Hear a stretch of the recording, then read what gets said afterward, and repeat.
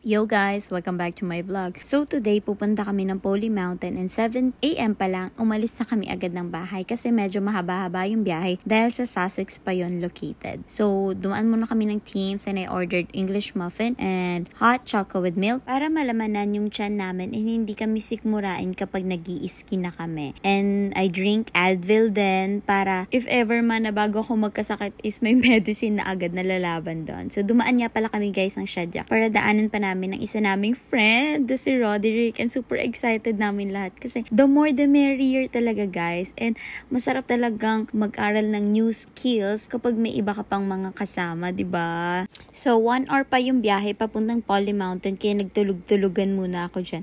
Hoy, charot lang! So, borlog malala talaga kami kasi sabi namin kailangan talaga ng more energy. And guys, after 1 hour, nandito na kami agad sa Poly Mountain. Nasa parking lot pa lang kami ate. Gusto ko na agad tumalon para mag-join dun sa mga nag-i-ski. Hoy, oy!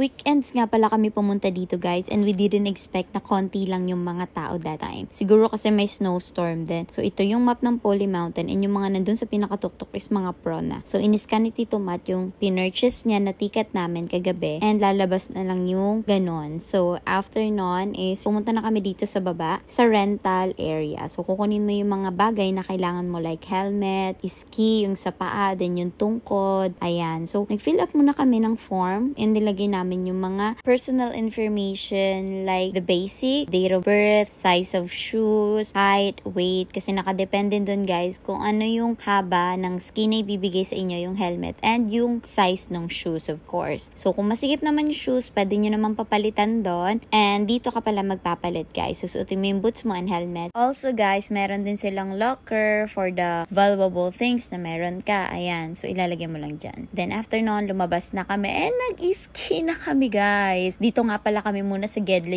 nila Roderick and Ate Step kasi pinapractice pa ulit namin yung balance namin and tinatry namin kung gaano kadulas ang snow. And good thing that time hindi ganon kadulas yung snow kasi hindi umuulan. So medyo hangin lang yung kalaban mo dito. Pero we really enjoy it guys. And let yourself be a beginner again. Alam niyo yun. Parang the more na nafo-fall ka, the more na nag-i-strive ka to work harder and para matuto. Like Ate Step, nung una, like, lagi kami natutumba and lagi kami nasasaktan. But at the end of the day, we really enjoy it kasi natuto kami, guys. So, ganito pala ka-complicated umakyat dito sa lift. At good thing na discover namin na dapat pagilid ka pala kapag umakyat ka dito para hindi ka magi-slide backward. So, ito yung itsura niya and ito yung binabayaran natin dito, which is $17 sa lift. And doon naman sa mga materials na ginagamit natin is $39 siya, guys. So, kapag hinila ka na niyan, i-bend mo yung knees mo and lean your back na parang hinihila ka lang ng friend mo pag bibili kayo ng turon sa kantin. Huy! Uy! Pala guys is yun sa intermediate na lift, yung dadaling ka na dun sa medyo mataas na bandang part and iba rin yung bayad dyan. So beginner lang talaga kami and alam nyo yun nung una akala namin makakasakay kami dyan, na excite kami, pero ngayon nagle-learn talaga kami para next time matry din namin makasakay dun. So meron pang isang lift para sa beginner guys, which is itong conveyor and tinawag ko siyang elevator.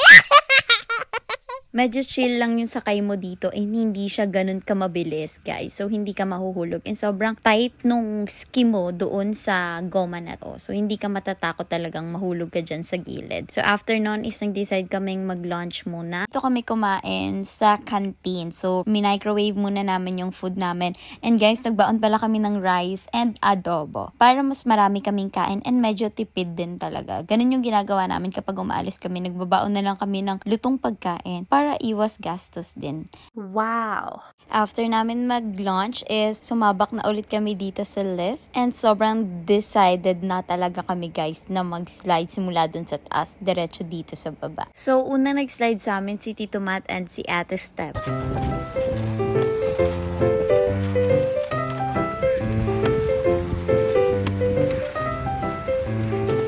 Natutumba kami guys, tawa na lang, tapos bangon ulit. Next one naman si Roderick ang umarangkada. Beginner lang yan guys, first time niya to, pero ang galing niya na rin agad.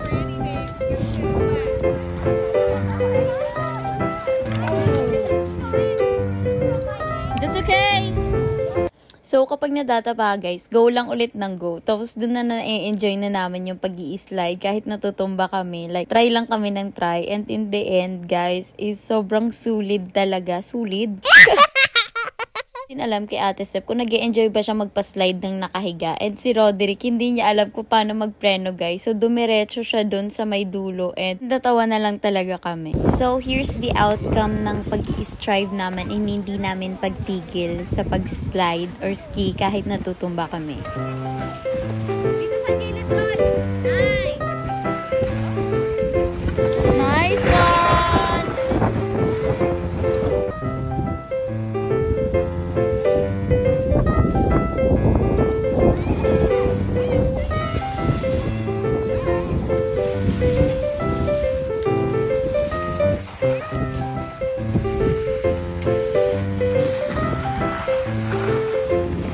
Go, girl!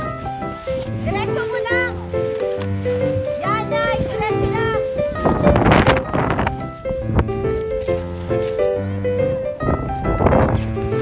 Huwag kang mag-stop! Diretso! Nice! Nice! Nice! Nice! Good job!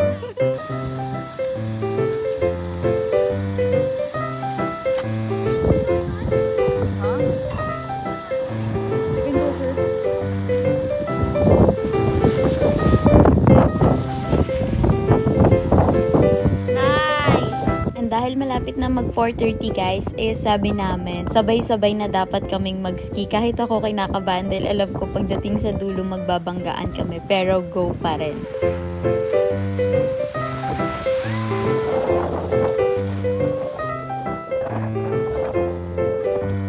And that's it for today's video guys. Thank you for watching. See you in my next videos. Bye!